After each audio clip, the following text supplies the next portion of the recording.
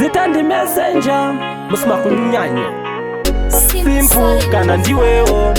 Keizi kana ndiwewo Anakumuka oti hacha ndide asi chinu chakaita ndisiye akuda zvimadhara zvemushonga nezvimwe zvacho zviri pachirongwa hanzi messenger namo yakakutsoma aifunga kuti mari inonongwa ini ndakangosara ndiri ndega mzira asi ndakava moto waibvira pasina anokuchidzira maybe kuti zvangu zvisafambe ndiye aivharidzira ini handichisina dhiri naye upenyu ndakagadzirisa I already made up my mind kumashure ndichadzoka baby inga wakandiramba paye ndichiri ndakabroka asi kubvira pawakandisiya muupenyu wangu wakawinza laiti now wangove mastories ndatoita move on usanditi sorry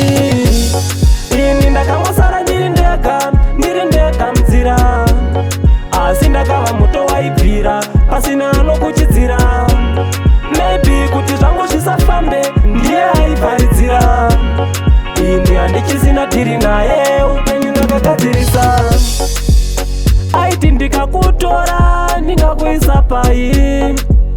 pavakwasha vekumba kwedu messenger ukwani asi ndinoda kutenda ruoko rwaMwari nhasi uno ndane wangu akutonditi dali ini ndakangosara ndiri ndega mzira asi ndakava moto waibvira pasina anokuchidzira maybe kuti zvangu zvisafambe ndiye aivharidzira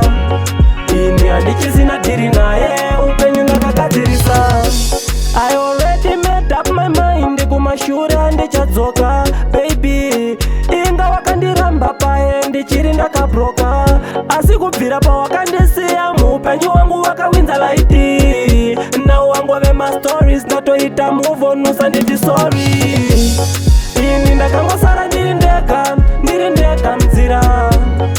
asi ndakava moto waibvira pasina anokuchidzira maybe kuti zvangu zvisafambe ndiye aivharidzira ini handichisina dhiri naye upenyu ndakagadzirisa aiti ndikakutora ndingakuisa pai pavakwasha vekumba kwedu messenger ukwani asi ndinoda kutenda ruoko rwaMwari nhasi uno ndane wangu akutonditi dali